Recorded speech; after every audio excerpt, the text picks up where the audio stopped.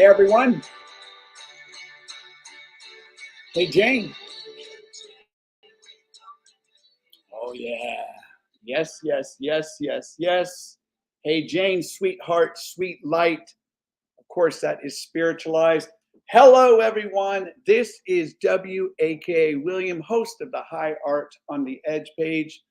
In today's event, this very, very special event, we are going to shine a very bright light on a band that my good buddy Ricardo Fiel from Moon Cowboy, all the way from Spain, is going to join us in this little conversation as we kind of unfold and unpeel the layers of Spiritualized.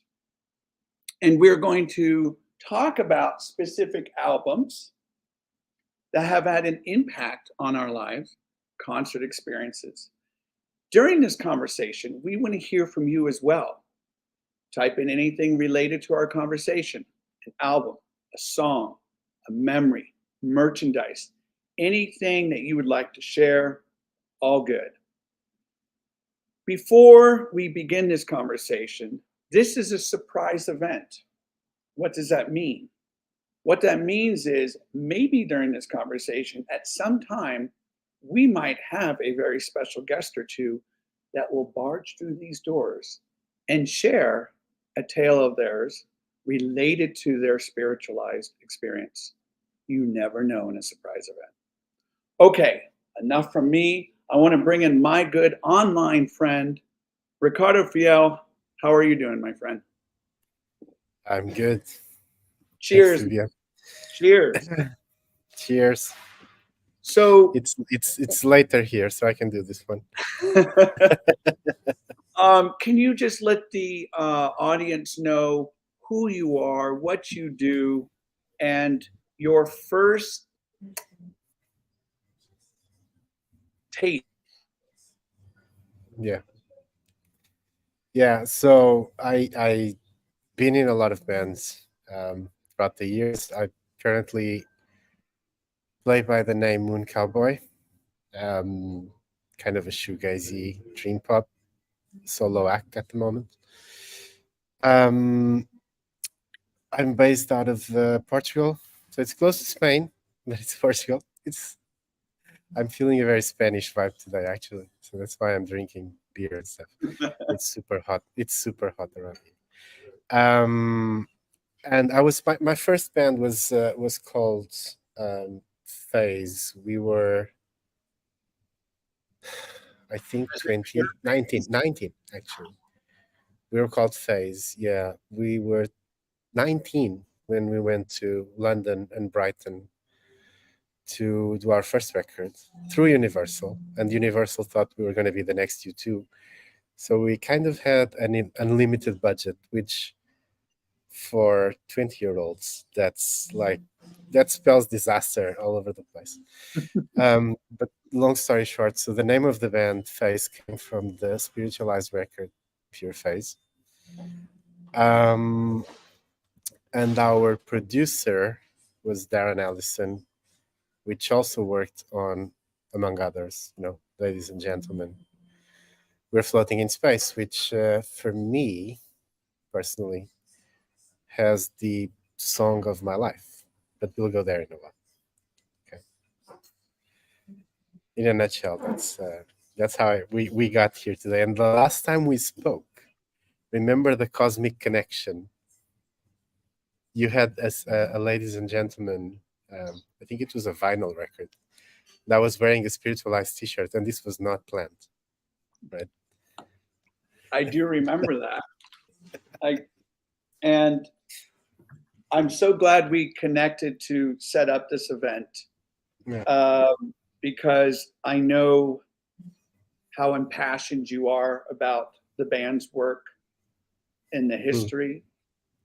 And I was trying to think, how do I want to start off our conversation? Like you and I are just sitting in a pub having a drink, right?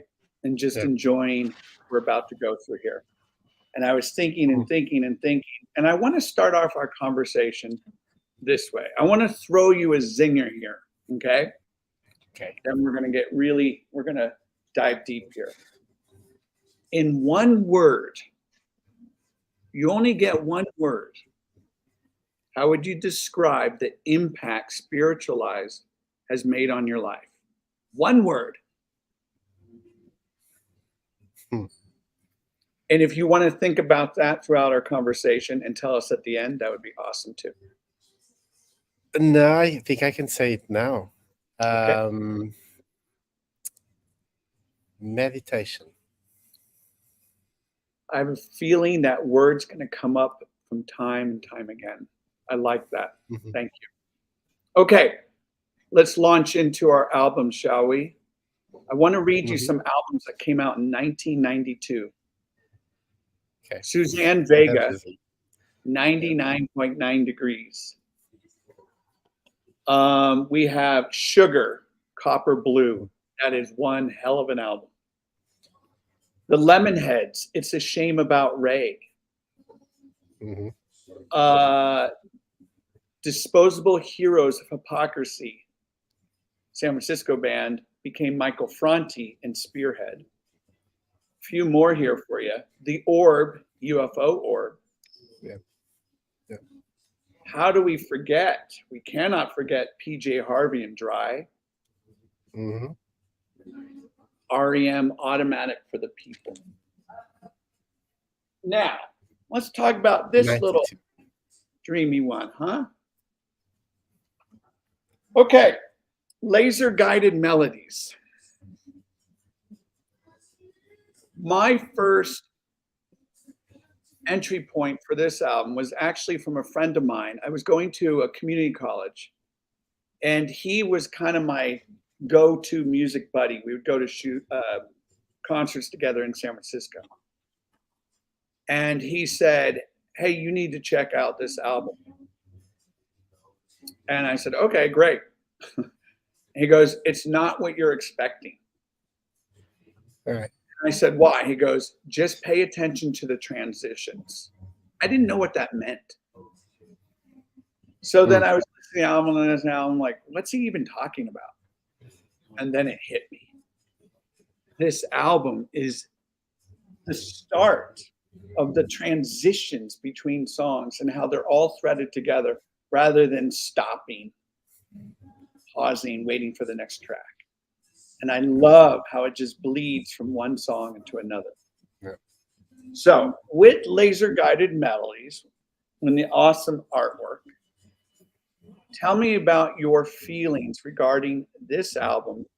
And are there any tracks that are truly standout tracks for you? Ah, yeah. Um, there are. So I actually started listening. So I discovered I was a huge Spaceman 3 fan. They had, Spaceman 3. I lived in a neighborhood in my hometown, and in front of my building there was a huge wall painted Spaceman 3 by the older guys. So they brought the records from London. I was like 14, 13 maybe. So Spaceman 3, Spectrum, they had a ton of influence in everything I did from that age till today. But for some reason, I only got to know Spiritualized in Pure Face. Um, then I heard Laser Guided Melodies. So I do think that the whole record should be just one track, right? Yeah. Because it's just like you said, it's everything flows into the next one. It could be just one track. I actually discovered that record in a lot of detail when we were recording in Brighton and London, because we would get home like 3 a.m. in the morning after a long day recording. We just put on some psychedelics on the TV, and that record sometimes would be on repeat. And the layers and layers of sounds that it has, you just keep on discovering new things. There's some more immediate songs like Run. Um, which I wouldn't call them poppy, but they're classics in their own way. Um, but then when you go into, for me, it's songs like Angel Side, Yes. Shine a Light. Yep. Um, those are the ones that, for me, define the record. Those layers of guitars, Jason and Mark before just playing with each other. You cannot tell who's playing what at some point. The bass lines are incredible, and you just it's like while we'll get to Pure Phase in a while, but this is a song where it's just sound wise it's massive because it's so intense, everything that's happening from second one right until the end. um and it starts with the most beautiful song, I think. It's just a simple, beautiful, incredible love song. um it's true. Yeah.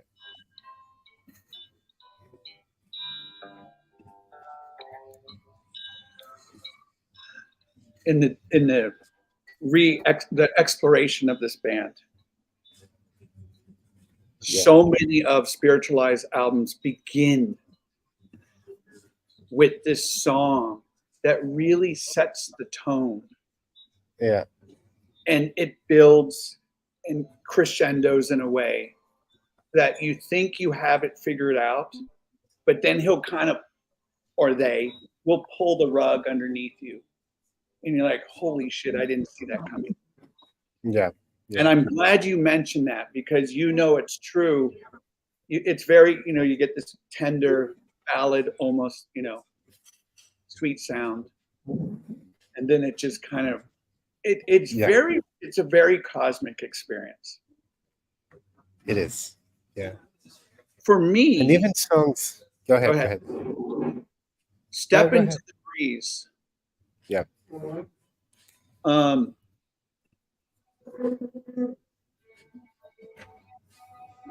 we get the lovely, lush orchestration sound here.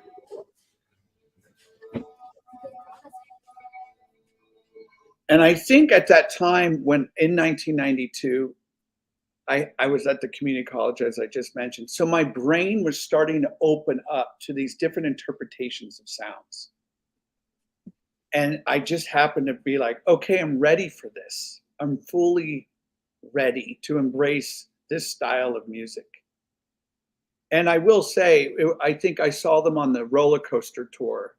I think they played with Jesus and Mary Chain and Curve. Yeah. And that's when I was like, all righty, now we've moved the needle over for me, and I'm ready. Yeah. So, and I remember the artwork here. Um, the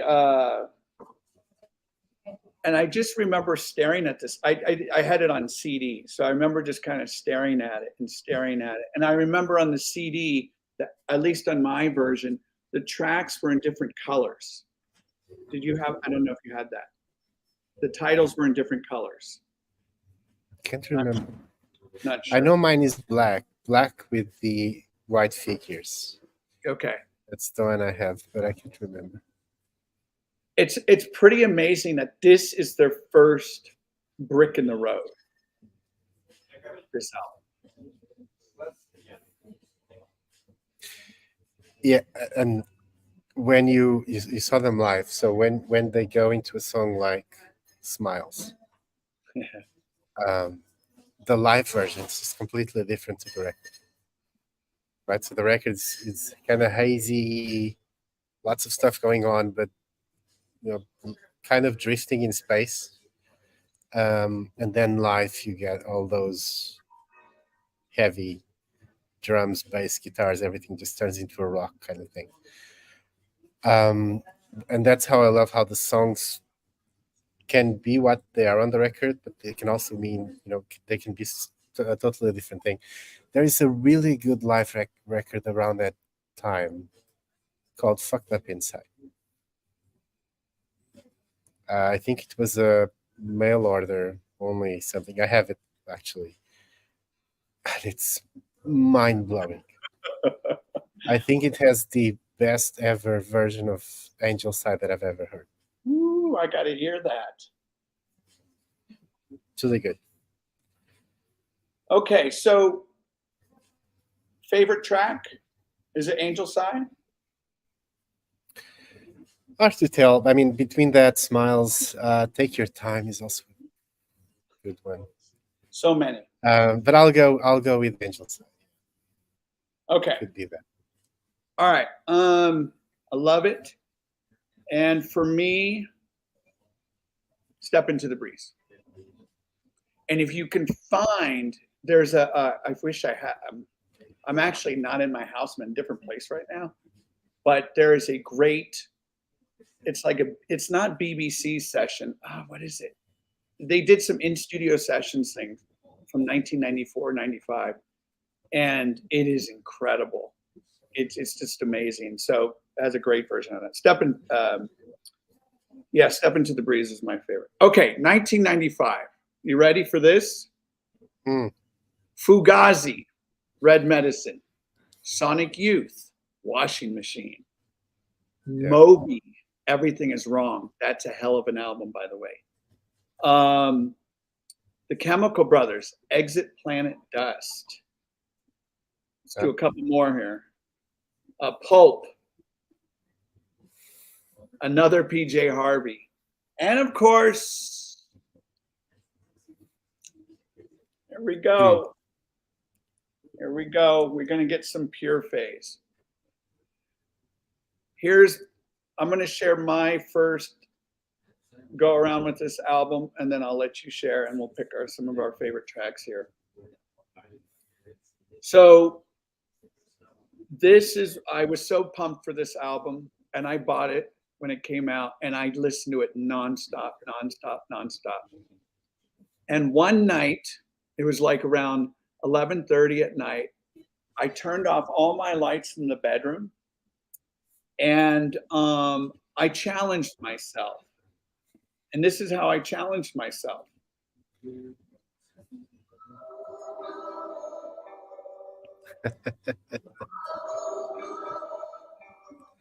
I put the CD player on repeat for that song.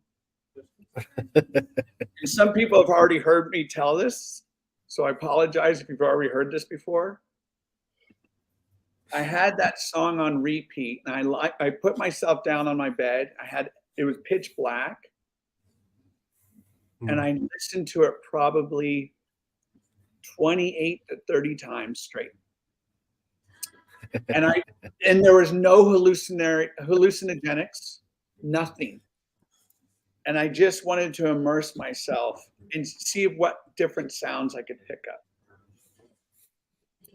So Let It Flow was the song that really broke through the spiritualized walls for me. Like, okay, I'm all in. Here's my money. And for me, this album represents great progress in terms of their sound and experimentation. And we get the repetitive, the kind of astronaut sound, if you will. So for me, I love the flute playing. I love the harmonicas. I love the drums. I love the psych rock, space rock, all of it. And what an incredible leap from from laser guided melodies to this.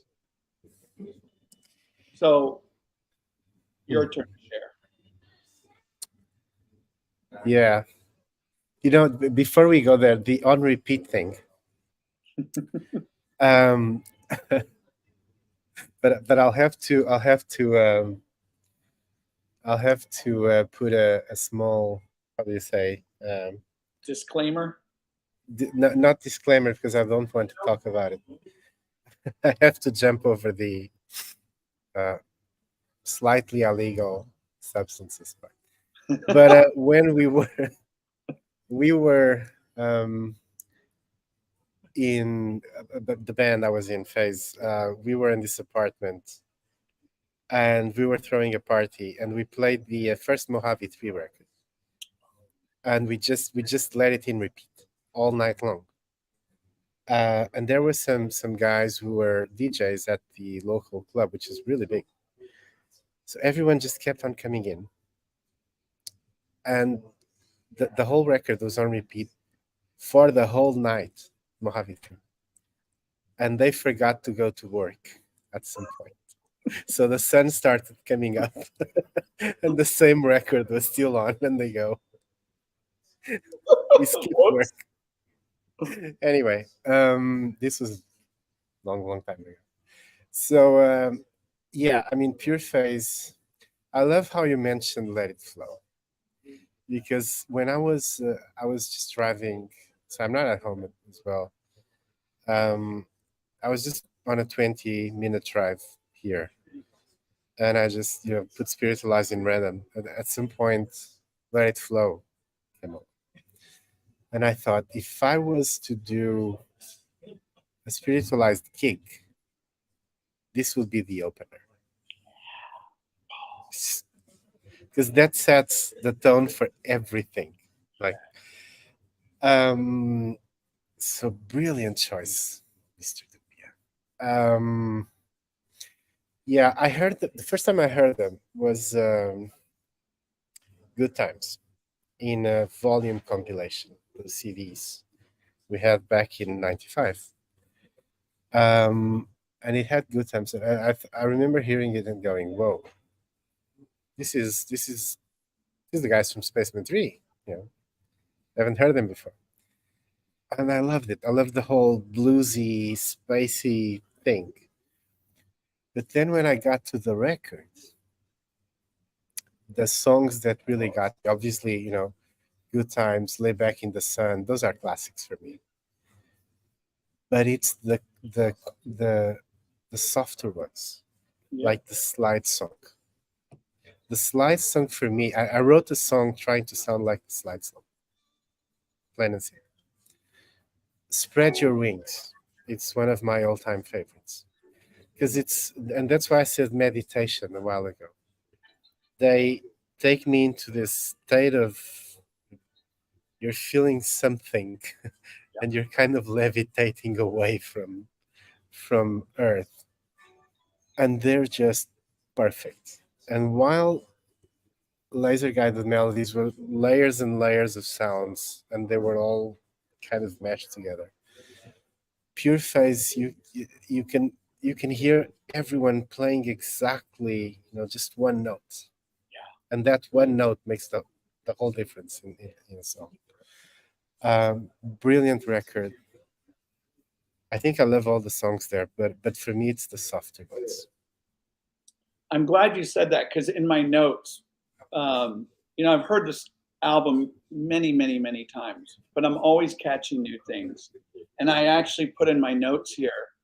Um, I said appreciate the quieter moments because it's full flavored experience with these sounds, and sometimes it can be so overwhelming. You need that come down, right? Yeah. To really absorb and sponge up what you just heard. So this album to me really is a journey into that beginning soul searching experience. Mm. And I put here, Let It Flow. I mean, there's so many great songs here. I ranked every song from 1 to 5, but I put Let It Flow to me is one of the greatest songs ever, ever. It is. And we can talk about the repetition of Spiritualized, how they're so repetitive.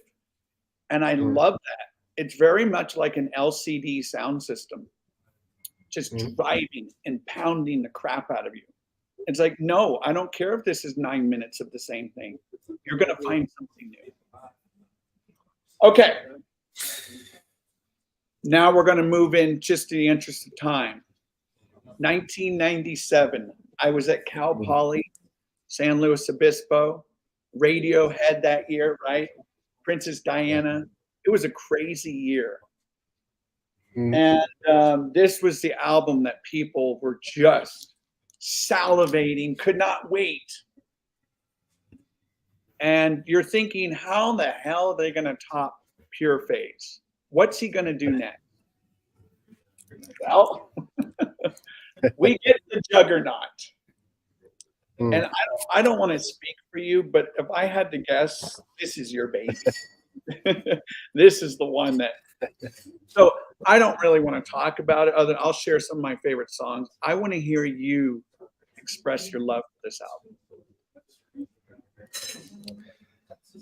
Um, so my favorite song ever written is "Ladies and Gentlemen, We're Floating in Space." That's for me the best song ever. Your number one song. It's my number one, even above "Tomorrow Never Knows." Okay. I remember perfectly when I heard it the first time. I was in a local record store, and I used to get my records from a small indie shop, and it was normal to go there and listen to crazy stuff. But this one, for some reason, I was in a mainstream record shop. So where all the families go on Sundays to hear whatever's top of the charts that week. And I went on and I grabbed the CD and I started listening there. And I just kept on putting louder and louder and louder. At some point on the store, I was grabbing my head and I started screaming, thinking, this is the most incredible, awesome song I've ever heard. And everyone was staring, but I couldn't care less. But the way the way it starts and then the beeps are genius. By the way, I stole the beeps for a song in my latest EP called "The Longest Road." It ends with a beep, comes from there. But the whole, Elvis like vocals also appearing and disappearing, and the way the song just builds into a climax at the end. For me, it's just perfect. That's perfection. Um, the whole record it's a masterpiece. Like the last gig we did as Phase, we opened with "Come Together" actually. Oh wow. Yeah, and there's a broken heart, which I cannot think of a song which is sadder than that one. But it's glorious in all its sadness. There's, I think I'm in love. There's no God on only religion. Cop should cop. I mean, it's classic after classic after classic. For me, it's still their best record by far. Okay. I know it's a bit of a cliche, but when you get all of that, it's up there with Pet Sounds. It's up there with Revolver. Like Yeah. it's a classic, nonstop. But that song in particular, that's the one that really drives me insane. Every time, even today, every time I hear it, I'm like,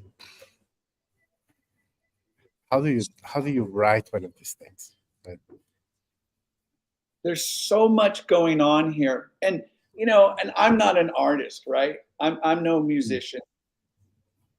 And I wish I knew more about the making of this album. But how the hell do you throw all these things into it and still make it a cohesive album? Because sometimes, there are some artists or some bands, some albums that just sounds like a big mess. This just sounds control. This okay, so this is how I used to run my classroom. Controlled chaos. yeah, You get the choir, you get all the tremolo, you get all the spaciness, you get and the production on it. yeah, yeah. And the guy who produced it, I know him very well. He produced us as well. On that, so the word is chaos. If you hear as a musician or sound engineer, if you hear like the drums on Ladies and Gentlemen, the track, they're mono. It's like Okay. one track. Interesting. How do you? So the actual recording of the album itself, it's not that good. But the mixing and the songs, for me, it's the songs and the way they've put everything together. It's mind blowing. Mind blowing. Was this, I don't know so much of the history. Was this the last album that Kate Yeah, worked on? Okay.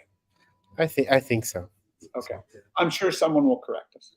I think so. Okay. So for me, this is the track.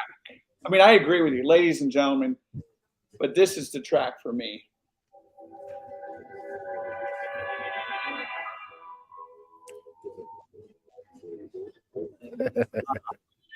I'm already getting the goosebumps. So stay with me. I love it when music can elevate you to a whole different platform of feelings, and that's what it does. And Yeah. and then, of course, then you end with the bombastic 18-minute epic.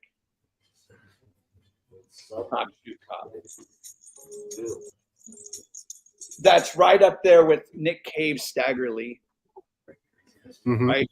It just takes you on this endless parade of sound and chaos. Mhm. Yeah. It's like, okay, strap in, you're going for one more ride. Yeah. And I think this term has been used a lot with this band. There's a sense of rebirth and a death, a rebirth feeling, a very orgasmic feeling. Yeah. I screamed again. There's a movie called Vanilla Sky, Yes. which has the Ladies and Gentlemen track on that, And and I such an, didn't know. yeah, Yeah, good an movie. important scene. Yeah, and the scene exactly, and the scene as they're going up in the elevator, and the song starts playing. I was in the movies. That gets in the surround sound of the whole movie theater. And I just stood up and I started clapping and screaming and peeking and saying out loud, holy shit, because that's It, just too it, much to it's take. it's an album that I'm sure you and I could talk about a whole hour Oh for, yeah, yeah, and maybe we could revisit that. But yeah. it really it's a remarkable body of work that I know so many people love and revere.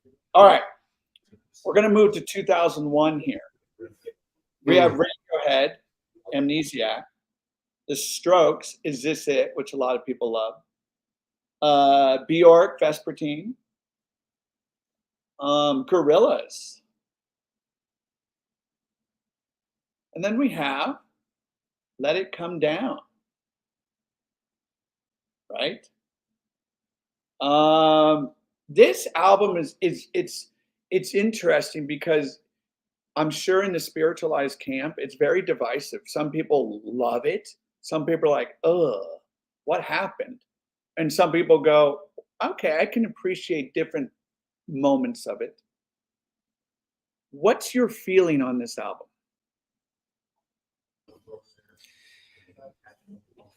I think it's nearly as good as Ladies and Gentlemen.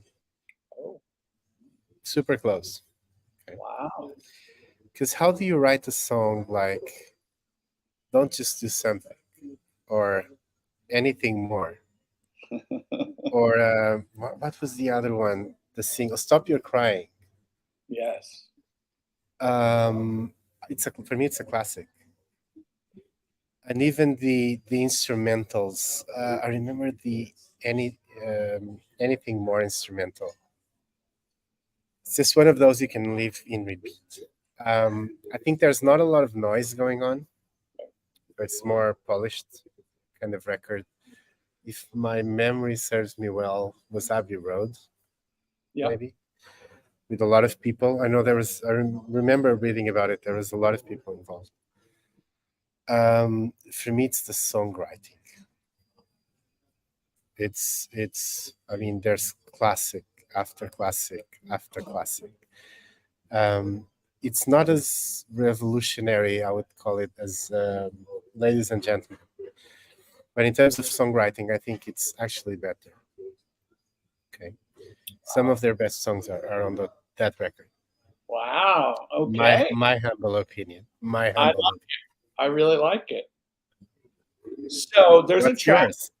So I'll get to that here.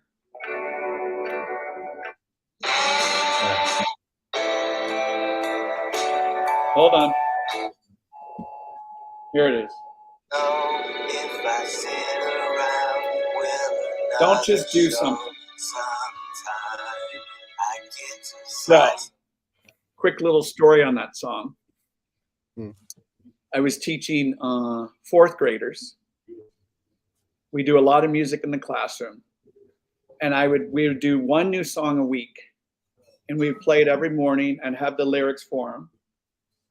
And I'm like, you know what? Fuck it. I'm going to try this song with them. Now, these are little fourth graders. They don't like this music. Why would they like this music? We practice it. And I would mix up the different parts. They were exhausted.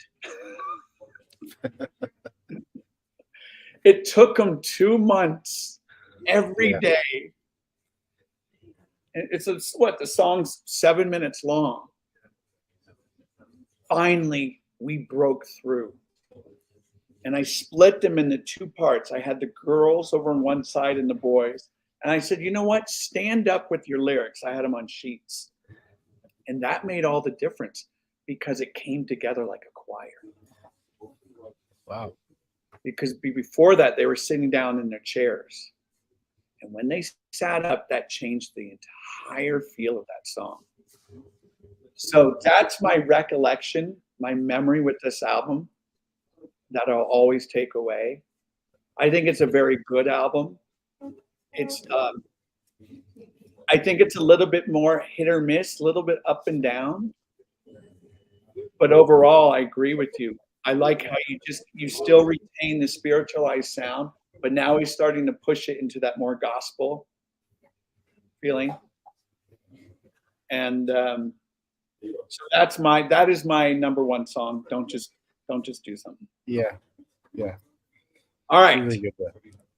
We're gonna go from that album, and we're gonna move into the next album. Now, this was interesting because we go from Pure Phase to this little album called Amazing Grace that I remember when it came out, it kind of rubbed me the wrong way. And again, I've listened to it many times, and I think it's great. The songs are not nearly as polished and as developed. They end a little too soon. But they have one spiritualized song in there that is in my top 5 spiritualized songs. Can you guess what it is?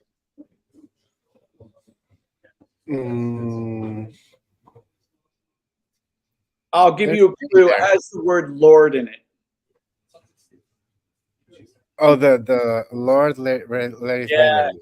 Yes. Lord, let it rain on me. So what's your feeling on this album? I like it. Again, I'm a sucker for slow love songs. Yes. So, Oh Baby. What was the other one? Rated X. Rated X, yes. Lay It Down Slow. I think it's called like that. And Lord Let It Rain on Me. I love slow ballads. I love them. Don't ask why. I do. And this album is full of them. But the heavier moments, what I love about it, it's really raw. Right? There's not a lot of production going on this film. Try and polish things. Just throw it in the studio, play it, and that's it, done. Um, I like the record. It's not like on my top 10 of all time, but I like it. I love the way it starts. Yeah. Super, almost like raw power era Stooges, Yes. noisy, raw. Um, and then if I had to pick a song, probably Rated X. Probably. But Lord, Rain on Me, it's a contender as well. Yeah. But overall, good record. Just for me, not super amazing, but good. I mean, So if you can catch it, check it out on YouTube. You probably have seen it. Spiritualized live in Reykjavik. I think so. Okay. I think so. It's Yeah. an outdoor performance, and Yeah. it's absolutely gorgeous and stunning. And they do this beautiful, spine-tingling version of "Lord, Let It Rain on Me." It's just fabulous. Okay, let's go to our next album here. Songs in A&E, 2008.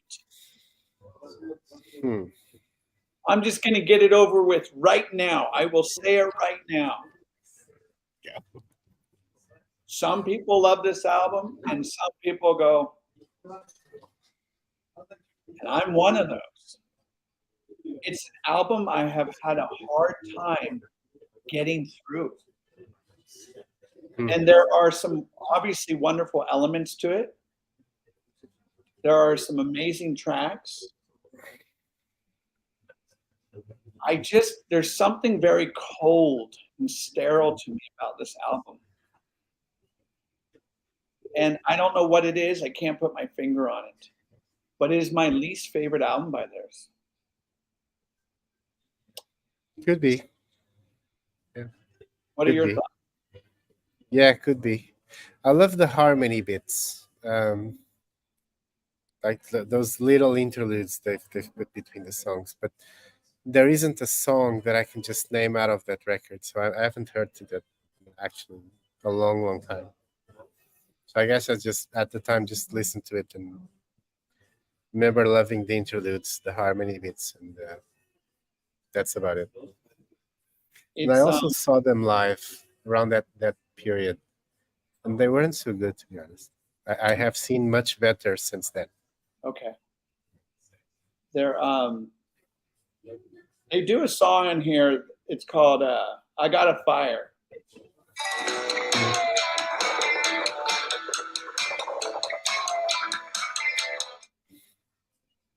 It's like this. It's like it's a nice tribute to Rolling Stones. It sounds like that to me. But I just feel as though as an overall album, it doesn't punch me. And maybe I felt like it could have been trimmed a little bit, trimmed some of the fat. Yeah. It's a long out. You know what? Yeah. Here, Ricardo, we've got a special guest, a surprise guest. Should we bring him in? Yeah. All right. Let me see who's here. Special guest, a surprise guest. Should we bring him in? Yeah. All right. Let me see. Mark Repoy, how are you doing?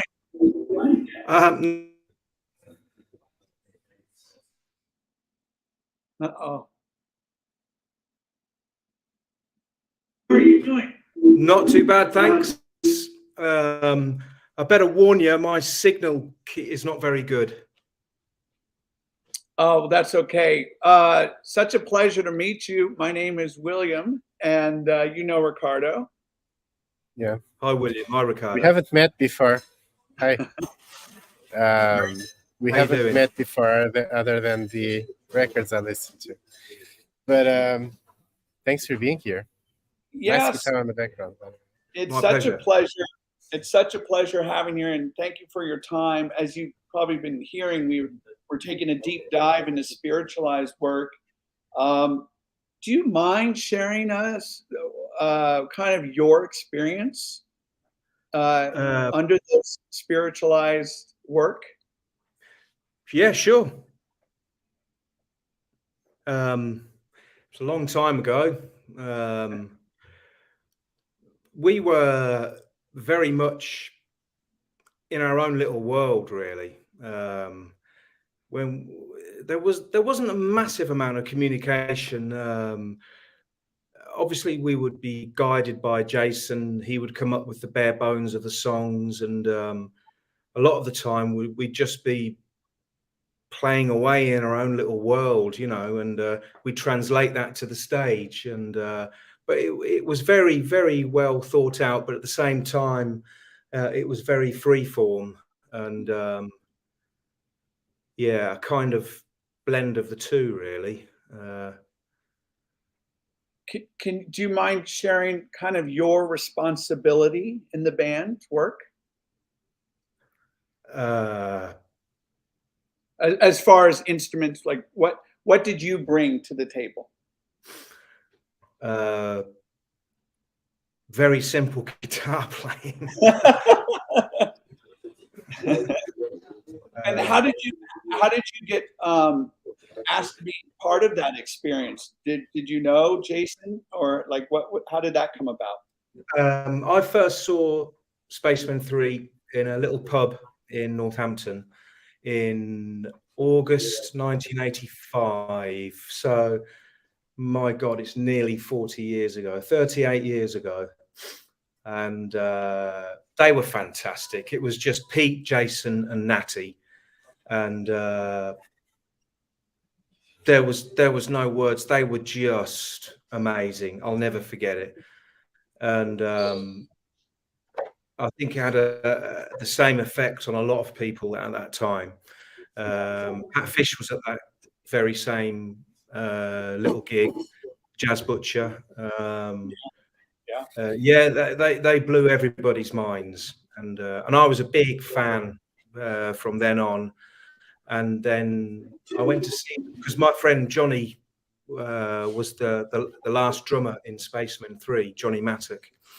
And I went to see them at the Waterman's Arts Centre in 1989 sometime. I don't know when. And Pete asked me to join Spacemen 3. So that's how I knew them already. And I'd got them, they recorded these demos, which came to be known as the Northampton demos, because my friend Carlo Morocco had a studio in a little house in his garden, and so they recorded these like fantastic versions of Walking with Jesus, Hey Man, Losing Touch of My Mind, a bunch of others, which I forget what they became the Taking Drugs to Make Music to Take Drugs to CD, also known as the Northampton demos.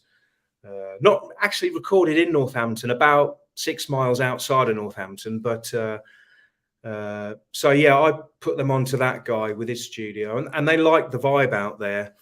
Yeah. And I would go and see them various times over the years.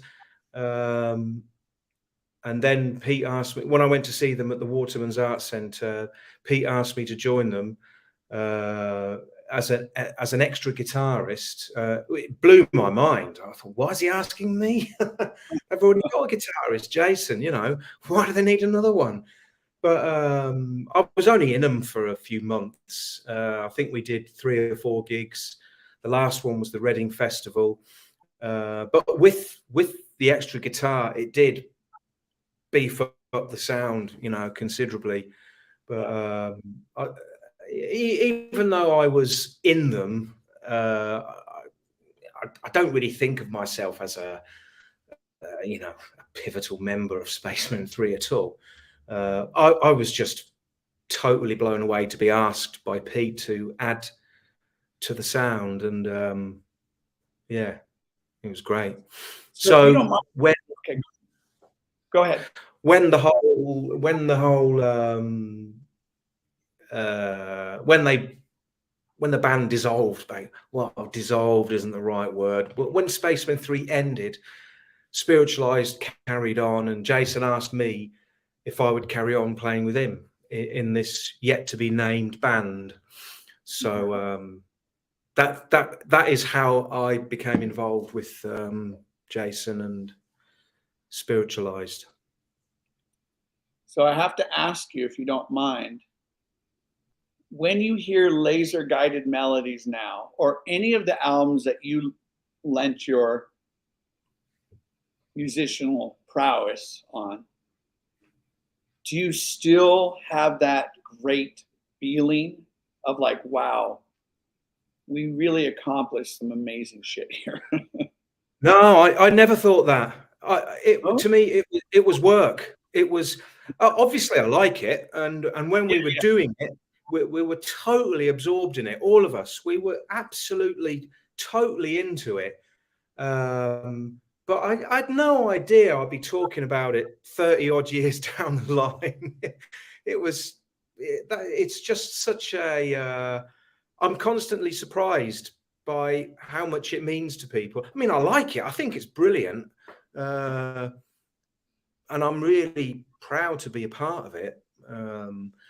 And we were so absorbed doing it, and we would agonize over tiny little things. But I think every band does, don't they?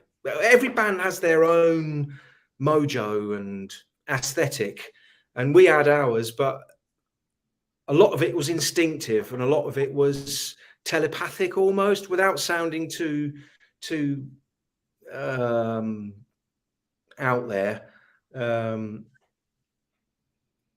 You know, we were all, it was the right people at the right time, clicking, and it just worked. So when you hear songs, I Want You, Run, Smile, Step into the Breeze, were any of those songs at that time that you can remember were just a major pain in the ass? You just couldn't quite get it right? Or did they tend to just kind of flow out of all of you? Yeah. We would just rehearse in Jason's flat, and we'd just get it right. Going to the studio was a different story. The studio was a place of experimentation. We wouldn't go too far from the template, but it was when we would rehearse for live shows, that would be a different mindset as to like prepping for a studio session or something like that. When we went to the studio, it was very much let's see what happens, and guided very much by Jason's vision, you know, because he would have the basic ideas for songs. I remember when he came up with Shine a Light, he was just started rehearsing it in the back room of the Imp, this pub in Rugby where we used to rehearse, and I just went, "What's that? That's brilliant. That's fantastic." So we just jammed it, and had no idea what it would end up as. But I think that's the beauty of when you've got an innocent, open mind, you're just prepared to go with whatever. If something sounds great, then you want it to sound great, even if that means that you don't do anything. Yeah, do you know what I mean? So I've got another question. And Ricardo, if you have a question, I want you to ask Mark too. In the live experience that I've had the pleasure of seeing 4 times now, in the live experience for the audience, for me, it's close my eyes. I don't give a shit who I'm standing next to. I'm just going to close my eyes and just take it all in. When you practice for the live concert experience, did you talk to each other and say, all right, we want to go for a very specific feel that is different from the album? No, that's the short answer. I tell you, I remember Newcastle Riverside, I don't know what year this was, maybe 91. I know it was Jason, Kate, Willie, Johnny, and myself lineup. And the last song, was it Shine a Light? And then at the end of that, we just started developing this drone. I think Kate was carrying on playing a keyboard, and we just played around this. None of us said anything. We didn't even look up at each other. We just carried on playing, and it turned out eventually down the line it became Electric Mainline, and that was all of us just in the moment. Yeah. Boom. And then it became a staple part of the set. I think we'd always go into it after Shine a Light, which is what we did in Newcastle at that gig. So yeah, we would never sit down at a rehearsal and go, right, yeah, what we're going to do. I mean, there was one time I remember we played with the idea of not having a set list with words, but just like symbols. So, but we'd have to know which song was married with which symbol. We never did that, but that was the ideas that we were thinking of at the time, you know. I mean, the lighting, Paddy had a lot to do with the whole live experience as well. Paddy Farr, who I still believe is still working with Spiritualized to this day. I mean, his lighting was as much a part of the live experience of Spiritualized as any of us. And but bear in mind, this is a long time ago, and for many years, I didn't really think much at all about Spiritualized. But is that only Jason right now? Pardon? Is that Jason calling you right now? Doubt it very much. Hold on, Jason. I'll speak later, mate. No, I've lost my train of thought. Oh, yeah, it's only in the past. I don't know why, but the past couple of years, I've been thinking a lot about Spiritualized, and thinking that with the benefit of hindsight, and now that a long period of time has gone by, I can look back at it and think, yeah, that was good. You know, all of the petty sort of grievances that I had at the time, not that I did have any really, but they've all they've all now less important compared to what we did as a group. And yeah, I mean, it wasn't. I mean, it wasn't a bed of roses. It was fraught at times, and it was difficult, but it was worth it. And I have to think the challenges that you had, whatever it may be, it manifests itself in the music somehow. Ricardo, do you have a question for Mark? I got 50. I do. So, you know, I revise myself in so many things, because so you've done the last bits of Spaceman. Pete's actually my neighbor, because he lives. He lives in Portugal, Sintra. doesn't he? Yeah. Do you see him? No, I've seen Samantha. Oh yes, Samantha, not Pete actually. But we live like 10 minutes from each other. We go to the same studio.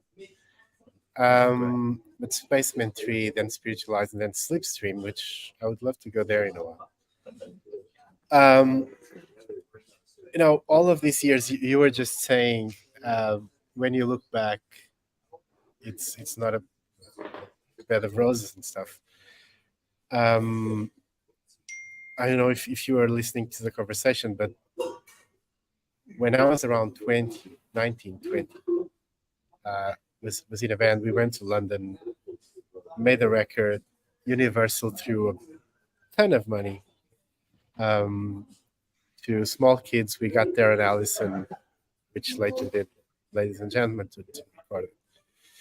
We hold the record for the most expensive first album ever in Portugal. Now we still hold it. But I want to have hear it. you I want to hear it now.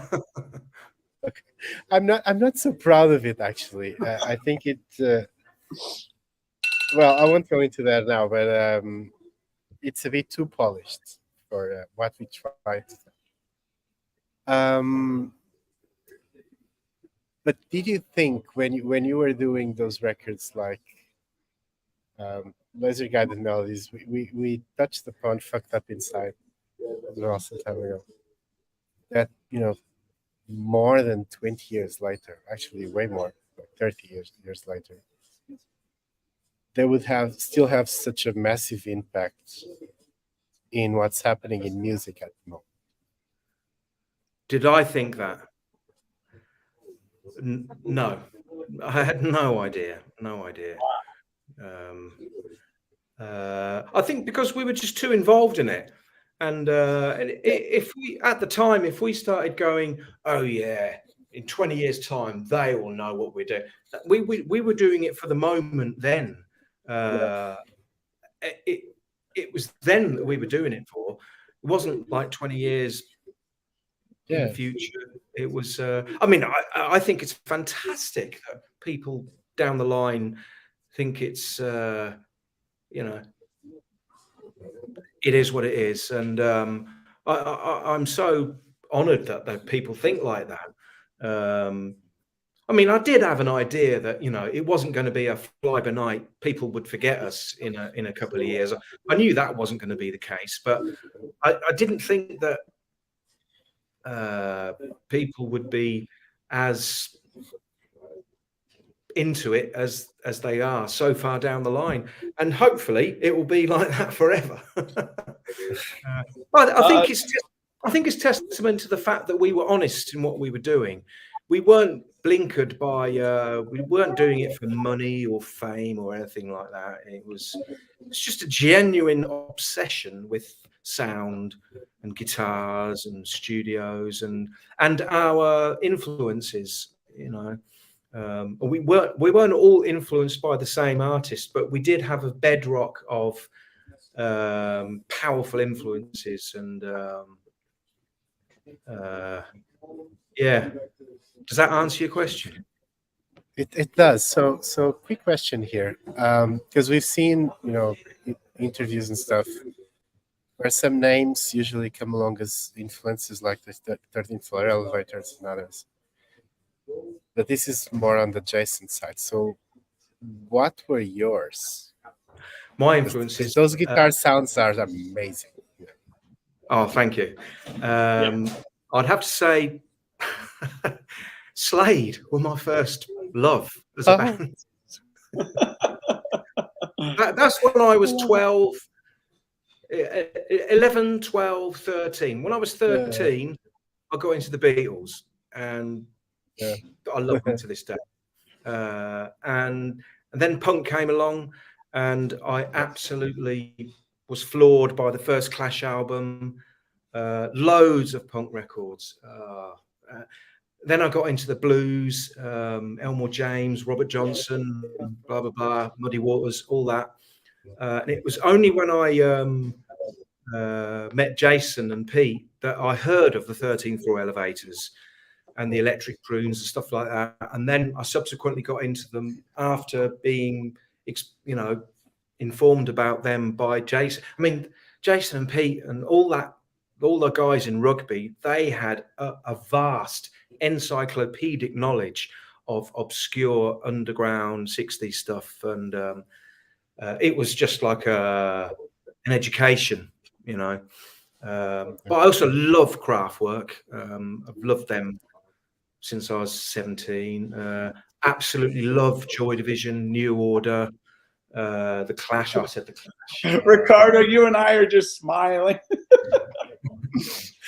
I'm smiling since you said Slade, because on that band that I had when I was 20, we were trying to clone Ride, maybe bit of Spaceman, Adorable, and all of those shoegazers of the time. But at some point, I heard this Slade record that has How Do You Ride? I can't remember the name. That's that one. Slade. Exactly. How do you write it? Yeah, Exactly. Great tune. Great tune. I had the vinyl at home. My dad had it, and I just took his record collection. One day I put it on. I was like, wow. Yeah. So I just took it to the band and said, you gotta listen to this stuff. Guys, can you excuse me for 10 seconds? Back in 10 seconds. This is great. I'm glad we're able to get Mark Rifoy. By the way, my name is W, also known as William, host of the High Art on the Edge page. I'm here with Ricardo Fiel and Mark Rifoy. Sorry about that. And we're talking about some spiritualized adventures and experiences. Thank you, Mark. Mark, I've got 2 more questions for you. Sure. I got to know some of your work through Side Effects album, Slipstream. And when I was at college, there's a song that I used to blast in the dorm. I mean, blast. So I'm going to ask you, I just have to ask you since I have you here.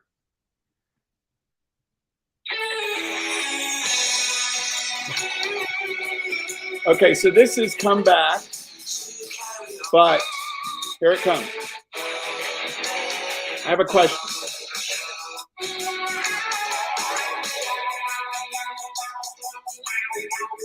So right here.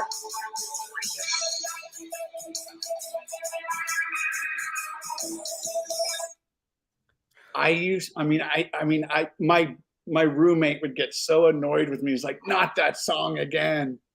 That is one of my favorite tunes. Oh, when you hear, yeah, I mean, and there's so many great songs from this album. When you hear Side Effects now, and do you want to tell us a little bit about your work as Slipstream? Side Effects was a compilation of singles and extra tracks that we hadn't put on albums. Slipstream came about. I wasn't aiming to form a band. This is tying up with my last days in Spiritualized. We recorded Pure. I was just as involved in Pure Phase as I was with Laser Guided Melodies, but I was getting very frustrated because a lot of the stuff that I was writing didn't seem to get a look in, which is understandable. And so I was doing my own little songs here and there. And at the time, I don't think Jason was too enamored of me constantly beavering away on my own, doing my own stuff. Anyway, it came to the point where I had to part company with Spiritualized, and whether I left or whether I got kicked out, I think that's something that only I will know. But it doesn't really matter. It's no big deal.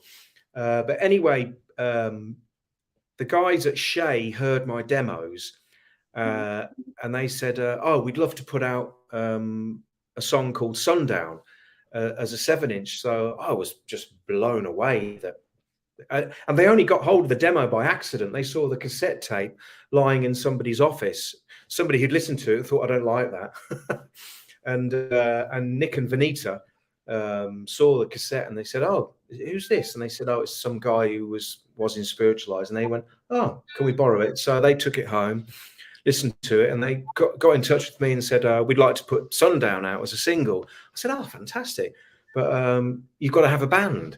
And I thought, well, I don't really want to start a band. You know, can I just do it on my own name, with my own name or whatever? No, I didn't actually want to do my own name. I thought because they're going to put a single out, then I'm going to have a band. So I flicked through my record collection and came across Astral Weeks, Van Morrison, and there's a song called Queen of the Snow. There's the lyric, "If I ventured into the slipstream," on it's the first song, I think. What's the song called on Astral Weeks? Anyway, that's the lyric. And I thought, all right, fair enough. And then I was going through my records even more. And there was another Van Morrison record. And there was a song called Queen of the Slipstream. And I thought, Slipstream, that'll do. So I phoned Nick and Vanita and I said, yeah, the name of the band is Slipstream. And I didn't think anything more of it. And then a bit further down the line, there was this comment made by a journalist saying, Oh yeah, Mark Rafoy is in the slipstream of spiritualized success, and I thought, oh, that wasn't what wasn't my intention, but c'est la vie. That's what happened. It was a very sort of I mean, even though Slipstream is still existing today, it's just myself and Johnny Mattock, but we did have a band, and it was just a collection of friends from Northampton, from other bands, and yeah, I mean, obviously, it didn't have the same kind of profile or success as Spiritualized, but we had just as good a time, and it was just another story, another part of my, you know, musical journey. Well, we'd be happy to have a slipstream conversation, and I know it's boy, I feel like we could be here for 4 more hours. I love it. Is there one more story, a spiritualized story, you're like, I have to share this? Is there like a concert experience? Yeah. Okay, let's hear it.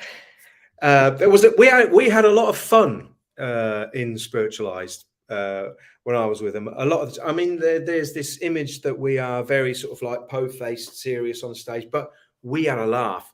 And I remember when we went to the roller coaster tour with Jesus and Mary Chain and Curve.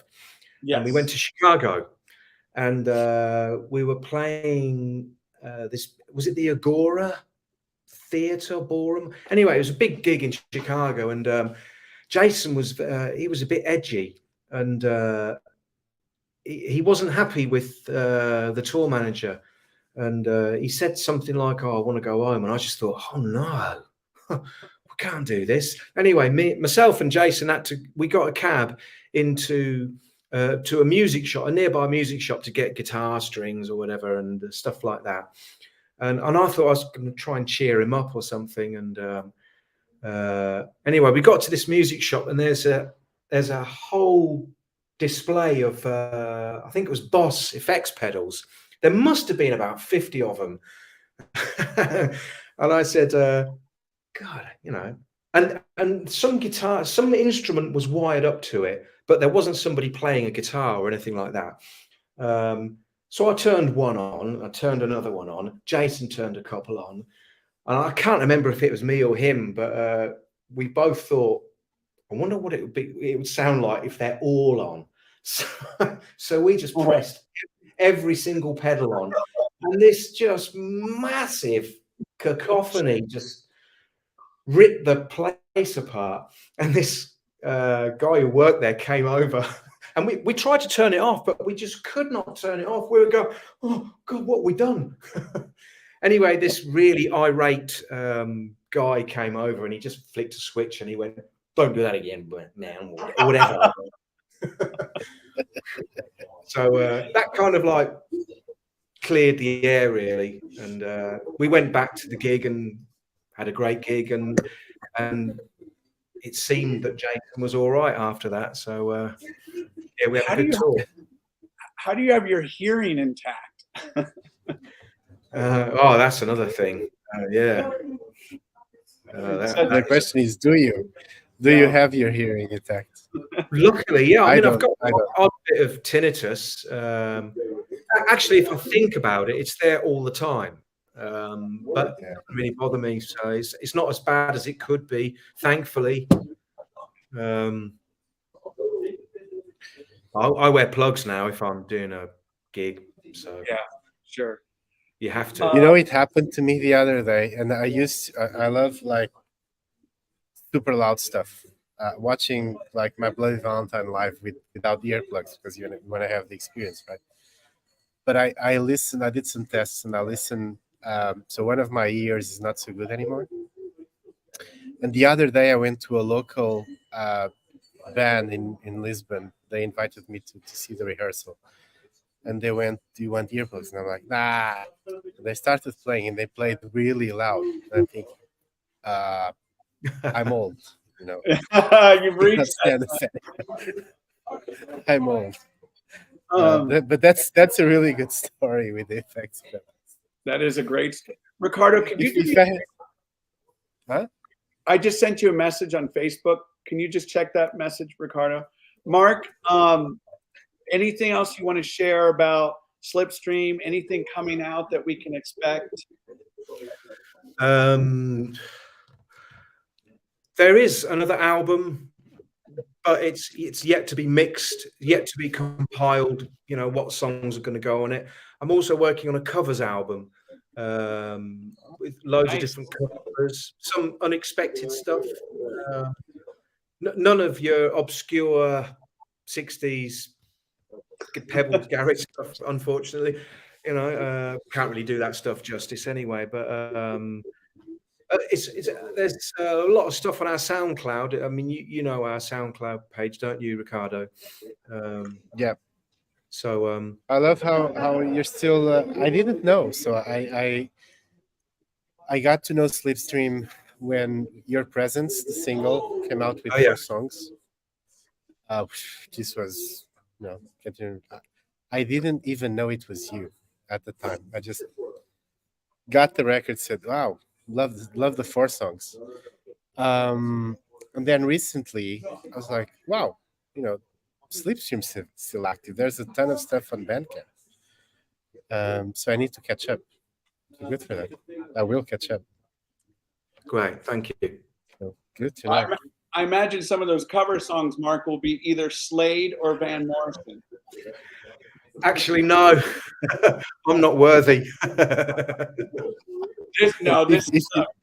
Actually, if you do slide, count me in for that. I was going to cover an old Slade song called Pook Hill, and it's on their first album, but it turned into a song called Bradlaugh Fields Forever, which was on the last Slipstream album. So I've kind of covered them by default. Yeah, you covered them. So everyone, thank you for tuning in. We're actually going to wrap this up. We're going to have a part 2 of our spiritualized conversation. It's just such a massive conversation. And when we get to that, we'll continue to speak more about albums such as Song A and E. We'll go into one of my favorites. And then another, Everything Was Beautiful. So Ricardo and I will be back later in the year, and we'll have a part 2 conversation of spiritualized work. Mark Revoy, thank you so much for being our surprise guest. Much appreciated. I was honored. Thank you. Ricardo, as always, thank you for your time. Thank you.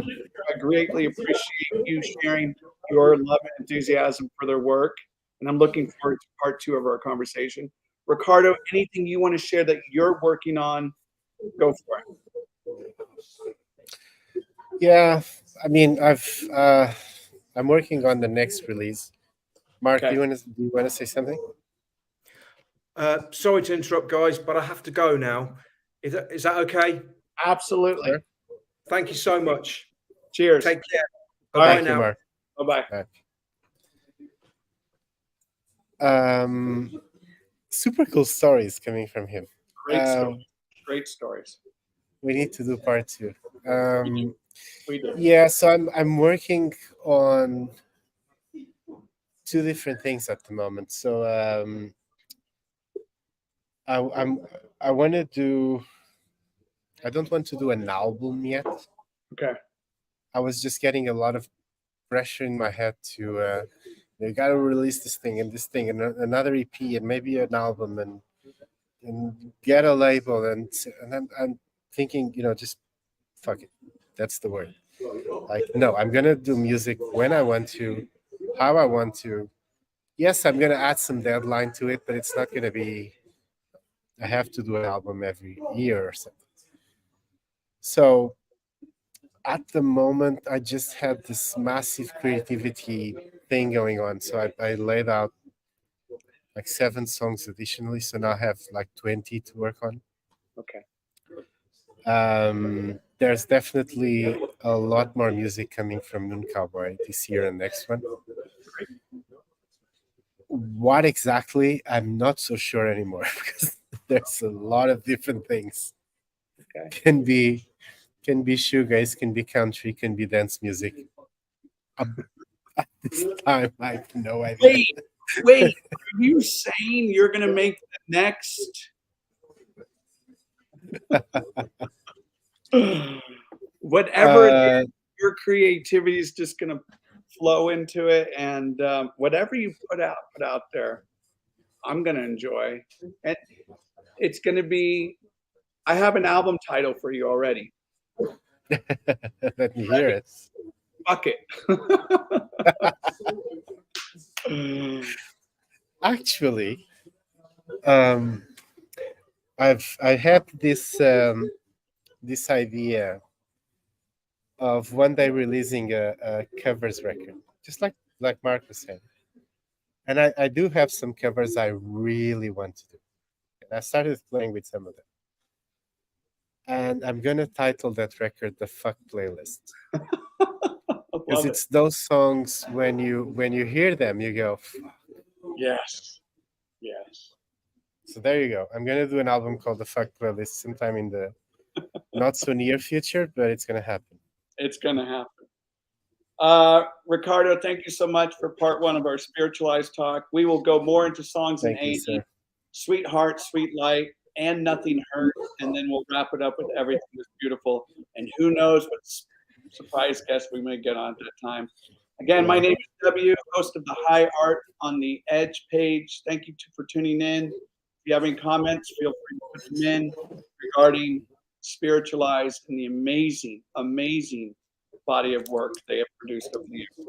Take care, everyone. We will see you later. Ciao.